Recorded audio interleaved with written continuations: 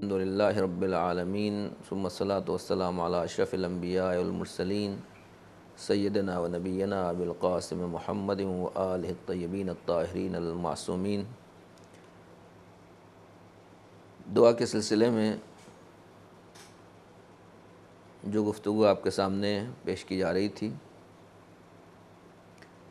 ہم نے عرض کیا کہ عام طور سے دنیا میں یہی سمجھا جاتا ہے کہ جب کوئی انسان کو پریشانی ہو، زحمت ہو اور کسی مصیبت میں انسان مبتلا ہو جائے تو خدا کی بارگاہ میں آ جائے اور اللہ پروردگار کے سامنے وہ دست دعا پھیلا دے اور دعا کے لیے خدا کی بارگاہ میں گڑ گڑانے لگے۔ لیکن جیسا کہ ہم نے گزشتہ جلسے میں عرض کیا کہ امام سجاد علیہ السلام نے فلسفہ دعا اور انداز دعا کو اپنی دعاؤں کے ذریعے تبدیل کر دیا، اور آپ کے زمانے میں جو عالم اسلام کے خطرناک ترین حالات گزر رہے تھے، اہل بیت، مدینہ پیغمبر اور مکہ مکرمہ جیسے عظیم مراکز کو بالکل ہر طرح سے نیست و نابود اور ذلیل و خوار کر دیا گیا تھا اور ان کو کچل دیا گیا تھا، جہاں ظالم کے خلاف آواز بلند کرنا ممکن نہیں تھا، ایسے ماحول میں امام نے دعا کا سہارا لیا، اور کہا جا سکتا ہے کہ واقعاً جو طریقہ کار اور جو کام مولا کائنات نے اپنے خطبوں سے لیا، امام سجاد نے وہی کام اپنی دعاؤں سے لیا اور ظلم و بربریت کے خلاف ایک عظیم محاذ تیار کیا۔ بظاہر آپ بارگاہ معبود میں ہوتے تھے، مگر ظلم کے خلاف آواز بھی انہی دعاؤں کے ذریعے بلند ہوتی تھی۔ دعا کرنا انسان سوچتا ہے بہت آسان کام ہے، جب چاہا خدا کی بارگاہ میں دعا کے لیے ہاتھ اٹھا دیا اور دعا مانگ لی، لیکن حقیقت یہ ہے کہ جتنا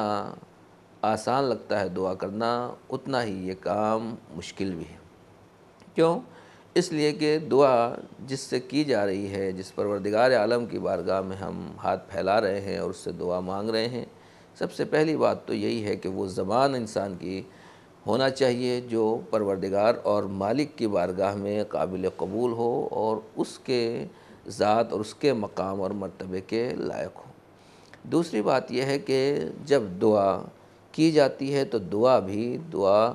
معرفت کے ساتھ ہونا چاہیے، اور اس معرفت کے بعد جو زبان سے دعا نکلے گی اس دعا میں اثر ہوگا اور وہ قبولیت کے درجے تک پہنچے گی۔ اگر معرفت نہیں ہے یا جتنی معرفت درکار ہے دعا کے لیے اگر وہ پیدا نہیں ہو رہی ہے تو پھر انسان کی دعا اس قابل نہیں ہوتی۔ معصومین علیہ السلام کی دعاؤں میں اور ہماری دعاؤں میں یہی فرق ہے کہ ہماری دعائیں جو ہیں وہ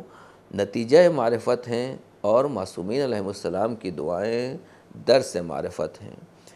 آج کہنے والے بہت سے لوگ پوچھتے ہیں اور یہ سوال بھی کرتے ہیں، کیا ہم اپنی بنائی ہوئی دعائیں نہیں پڑھ سکتے؟ کیا ہم اپنی زبان میں دعا نہیں کر سکتے؟ کیا اپنے طریقے اور اپنے سلیقے سے اللہ کی بارگاہ میں دعا نہیں مانگ سکتے؟ حقیقت یہ ہے کہ ہر انسان آزاد ہے، جب چاہے وہ خدا سے، پروردگار سے، مالک سے جس لب و لہجے میں، جس زبان میں، جس طریقے سے چاہے دعا کر سکتا ہے۔ حتیٰ کہ ایک آدمی گونگا ہے، وہ بھی بہرحال کسی نہ کسی زبان میں اپنے مالک سے باتیں کرتا ہے، دعا کرتا ہے، مناجات کرتا ہے، یہ چیز ہے۔ لیکن اصل بات یہی ہے کہ دعا کیونکہ اللہ سے کی جا رہی ہے تو اس دعا کے لیے اتنی معرفت ضروری ہے جتنی معرفت ہونا چاہیے، اور کیونکہ ہمارے پاس اللہ کی، پروردگار عالم کی وہ معرفت نہیں پائی جاتی، نتیجہ یہ ہوتا ہے کہ اس دعا کا وہ اثر بھی نہیں ہوتا۔ لیکن معصومین علیہ السلام کیونکہ اس منزل کے اوپر ہیں جہاں پر معرفت کردگار اپنی آخری حد و انتہا تک پہنچی ہوئی ہے، لہٰذا پھر انہیں اس میں کسی طرح کی کوئی دقت نہیں ہوتی۔ مثال کے طور پر مولا کائنات کا یہ جملہ ہے، یا من دل علی ذاتہ بذاتہ، اے وہ پروردگار جس نے ہماری رہنمائی کی ہے، ہمیں راستہ دکھایا ہے اپنی ذات کی طرف، خود اپنی ذات کے ذریعے، یعنی تو خود ہی رہنما ہے اور خود ہی منزل ہے، تو نے ہی ہمیں راستہ دکھایا ہے، اور تو ہی ہمیں راستہ دکھانے والا ہے، اور تو ہی ہمیں منزل تک پہنچانے والا ہے، اور تو ہی ہماری منزل ہے۔ یہ وہ جملات ہیں، یہ وہ درس معرفت ہے جو معصوم کے علاوہ کوئی اور نہیں دے سکتا۔ دعائے صباح میں امام نے انہی تمام چیزوں کو پیش کیا ہے۔ اسی طریقے سے امام حسین کی دعائے عرفہ کو دیکھ لیا جائے، وہاں بھی امام نے توحید کے وہی سب درس دیے ہیں اور اسی کا سلیقہ ہمیں سکھایا ہے۔ اور پھر اسی طریقے سے دعائے ابو حمزہ صومالی، اگر امام سجاد کی دعا دیکھی جائے تو اس میں بھی امام نے ہمیں انہی پہلوؤں کی طرف توجہ دلائی ہے کہ واقعاً انسان معرفت کی اس منزل کے اوپر پہنچے اور اس بلندی کے اوپر پہنچ جائے جو ہمیں خدا تک پہنچا سکے اور ہماری دعا کو مؤثر اور با اثر بنا سکے۔ اور یہ طریقہ، یہ چیز صرف اور صرف اسی کے اندر آ سکتی ہے جو واقعاً معصوم ہے، جس کو اللہ نے اپنا علم دیا ہے اور جو پروردگار کی بارگاہ سے علم لے کر آئے ہیں۔ لہٰذا اگر کوئی یہ ضد کرتا ہے کہ ہم اپنی دعا کیوں نہیں کر سکتے ہیں اور ہمیں کیوں نہیں دعا مانگنا چاہیے، تو اس کو یہ سمجھنا ہوگا کہ ذات پروردگار اور عظمت حضرت احدیت کے مقابلے میں ہماری دعا کی کیا اوقات اور کیا اہمیت ہے۔ دوسری بات یہی ہے کہ ہو سکتا ہے کوئی یہ سوال کرے اور کسی جوان کے ذہن میں سوال آئے کہ مثلا مجھے کچھ مانگنا ہے اور کچھ سوال کرنا ہے، میری آج کی زندگی ہے، اماموں کی اس زمانے کی زندگی ہے، تو جو مجھے مانگنا ہے وہ ان کی دعاؤں میں کہاں سے ملے گا؟ اس کے لیے میں آپ کے سامنے عرض کر دوں کہ حقیقت یہ ہے کہ اماموں نے جو زندگی گزاری ہے، خاص طور سے امام سجاد علیہ السلام کی جو زندگی ہے، وہ پوری زندگی کے اگر حالات کو دیکھیں تو ہم تو الحمدللہ بہت اچھے دور سے گزر رہے ہیں، اچھے ماحول میں اور اچھے زمانے اور اچھے اعتبار سے ہم آگے بڑھ رہے ہیں۔ تو ہماری زندگی میں تو اتنی پریشانیاں، اتنے مشکلات شاید ہی کبھی آئیں جن حالات اور جن مشکلات سے امام سجاد گزرے ہیں۔ تو جو حالات امام جن حالات کا مقابلہ کر چکے ہیں، یا پھر مولا کائنات پیغمبر کے زمانے سے لے کر کے 11ویں امام تک، حتیٰ کہ امام زمانہ تک، ہر امام کی زندگی میں کچھ نہ کچھ واقعات ایسے آئے ہیں جو واقعاً ہماری زندگی اس سے مطابق ہوتی ہے، اور اس زمانے میں ان حالات میں اماموں نے خدا کی بارگاہ میں دعائیں کی ہیں۔ تو اب ضرورت یہ ہے ہمارے لیے کہ واقعاً ہم جس طریقے سے دنیا کے دوسرے کاموں میں سرچ کرتے ہیں اور وہاں تلاش کرتے ہیں، جستجو کرتے ہیں، اور جو چیز ہمیں سرچ کرنا ہوتی ہے وہ بہرحال ہم سرچ کر کے کسی نہ کسی طریقے سے نکال لیتے ہیں، اسی طریقے سے ہم دعا میں بھی پروردگار عالم کے بارگاہ میں جب آئیں گے تو وہاں بھی اماموں کی دعاؤں کے بارے میں اگر ہم مسلسل دعائیں پڑھتے رہیں، وہ ماحول بنایا جائے، وہ سماج تیار کیا جائے کہ جہاں پر اماموں کی دعا ہمارے خاندان میں، رشتہ داروں میں، مسجد میں، امام بارگاہوں میں اور دوسری جگہ پر الگ الگ طریقے کی دعائیں پڑھی جائیں، تو پھر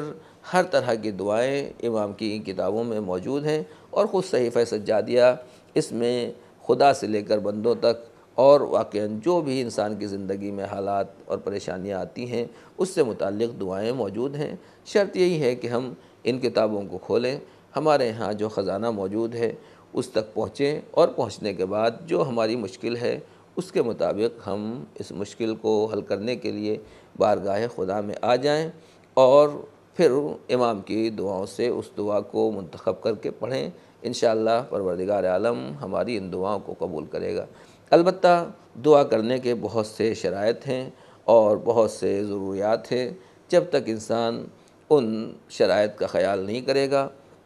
اس شرط کے بغیر دعا میں وہ اثر آنا ممکن نہیں ہے۔ مثلاً ایک ڈاکٹر سے آپ دوا لیتے ہیں تو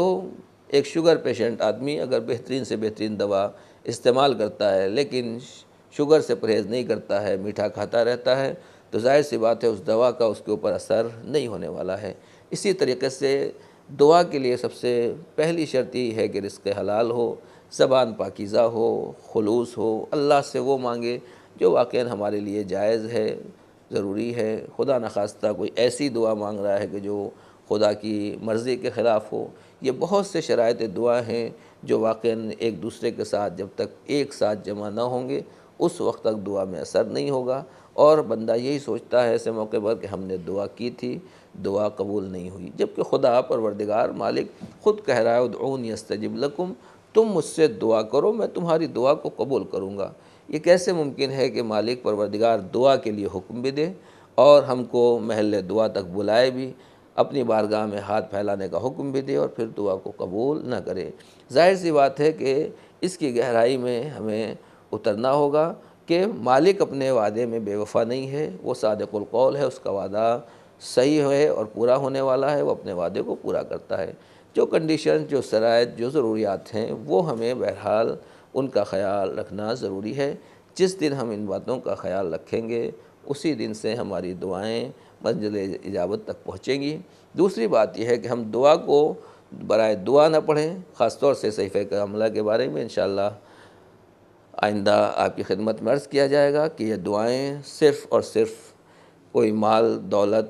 حاصل کرنے کے لیے، بلائیں ٹالنے کے لیے، بیماروں کو صحیح کرنے کے لیے، صرف اسی کاموں کے لیے نہیں ہیں، بلکہ ان دعاؤں کے ذریعے امام نے اس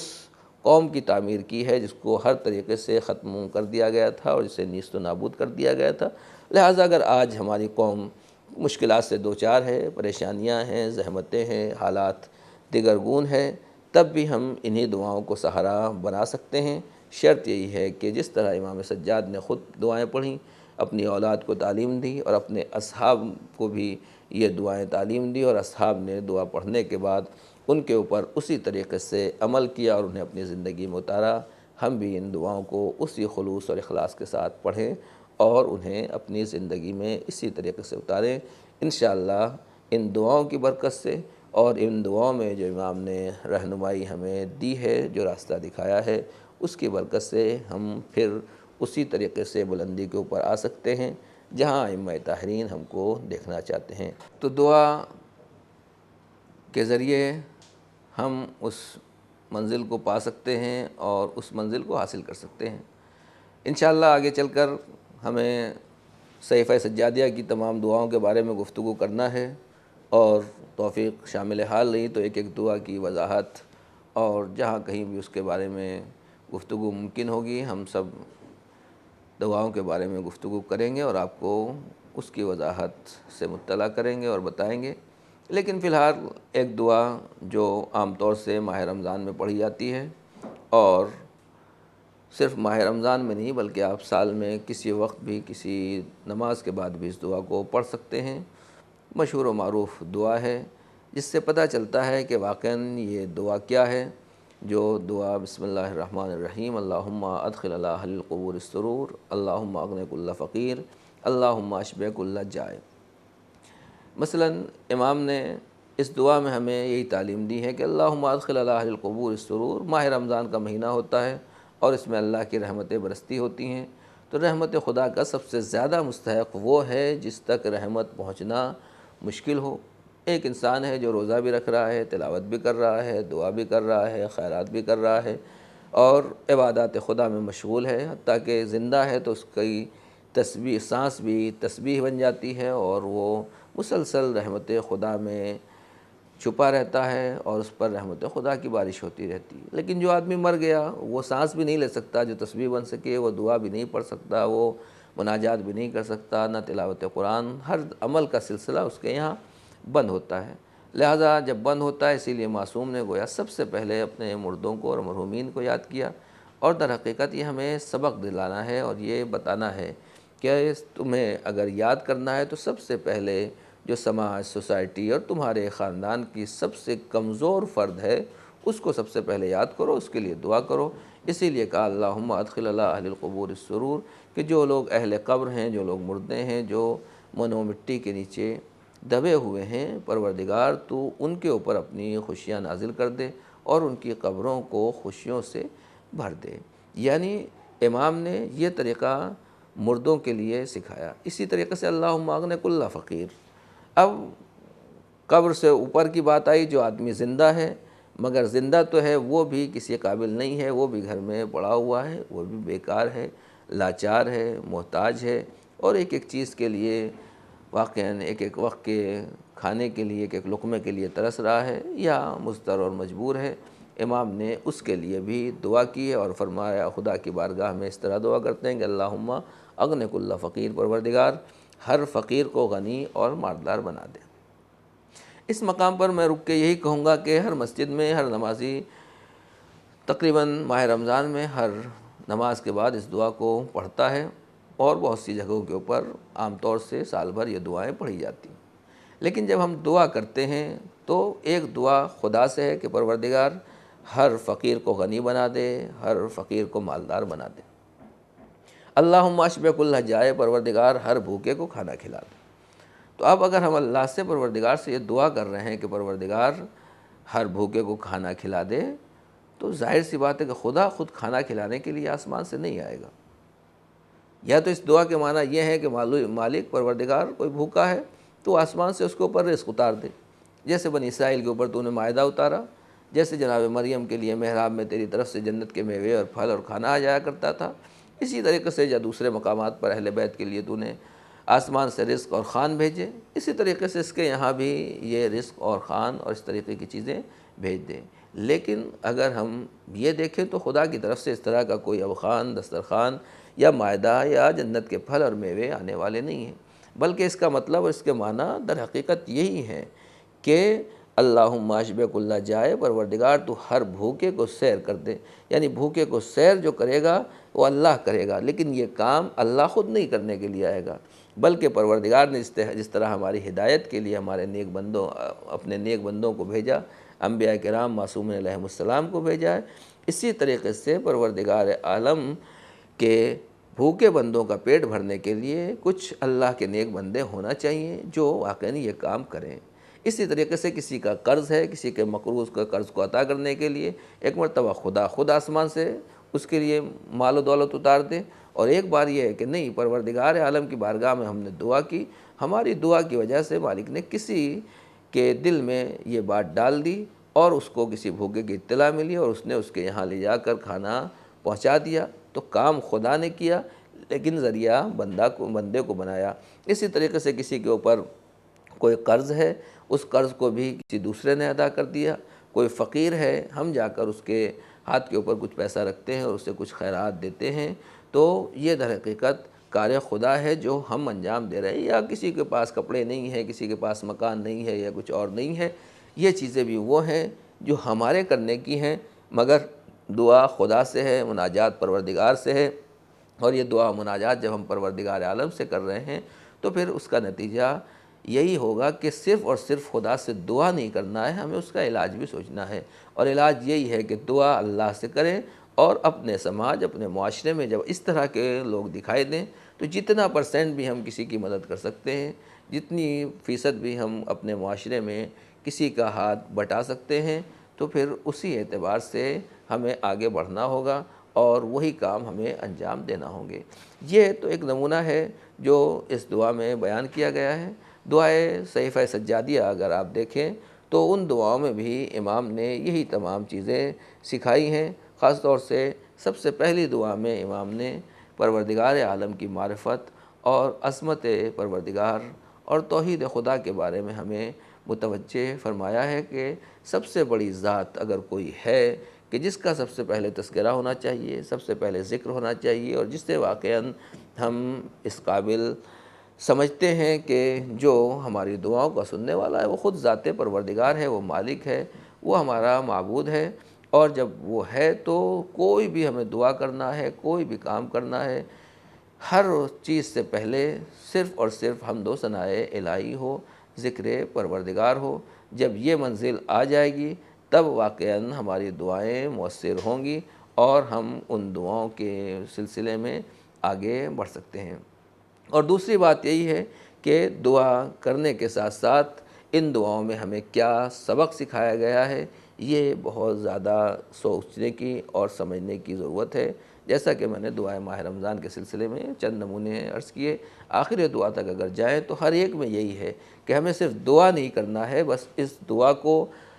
علاج کی منزل میں لانا ہے، اور اس دعا میں جو بھی بیماریاں، جو بھی کمزوریاں، جو بھی سماج کی پریشانیاں بتائی گئی ہیں، ہم اور آپ اس سلسلے میں کیا کر سکتے ہیں۔ ہو سکتا ہے آپ کہیں کہ ہمارے پاس اتنا نہیں ہے، تو ٹھیک ہے، ہم پوری قوم کو نہیں کھلا سکتے، پورے محلے کو نہیں کھلا سکتے، پورے خاندان کو نہیں کھلا سکتے، مگر یہ دعا کرتے ہیں کہ پروردگار ہر بھوکے کا پیٹ بھر دے۔ تو اگر ایک آدمی ایک وقت میں ایک آدمی کا پیٹ بھر سکتا ہے، اس کو ایک وقت کی روٹی دے سکتا ہے تو یہی کافی ہے۔ اور اگر پورا سماج، سوسائٹی صرف ہم اتنا ہی کرنے کے لیے بیٹھ جائیں کہ جو کوئی بھی اپنی جگہ پر ہے، اپنے پڑوس میں، اپنے علاقے میں، اپنے خاندان میں اگر کوئی ہمارا ایسا ہماری نظر میں ہے تو ہم اس تک وہ روٹی اور کھانا اگر ایک وقت کا بھی پہنچا دیں گے تو پھر یقیناً کوئی ہمارے یہاں بھوکا نہیں سوئے گا۔ ائمہ کی سیرت بھی یہی رہی ہے۔ خود امام سجاد کی سیرت کے اوپر بھی اگر جائیں تو ایسا نہیں تھا کہ امام بیٹھ کے گھر پہ صرف دعا کرتے رہتے تھے کہ پروردگار بھوکوں کے پیٹ کو بھر دے یا جو فقیر ہیں انہیں مالدار بنا دے، نہیں، بلکہ امام ایک ایک کے دروازے کے اوپر جا کر وہاں راشن پہنچانا، کھانا پہنچانا یہ امام کا روزمرہ کا کام تھا، اور ہر رات امام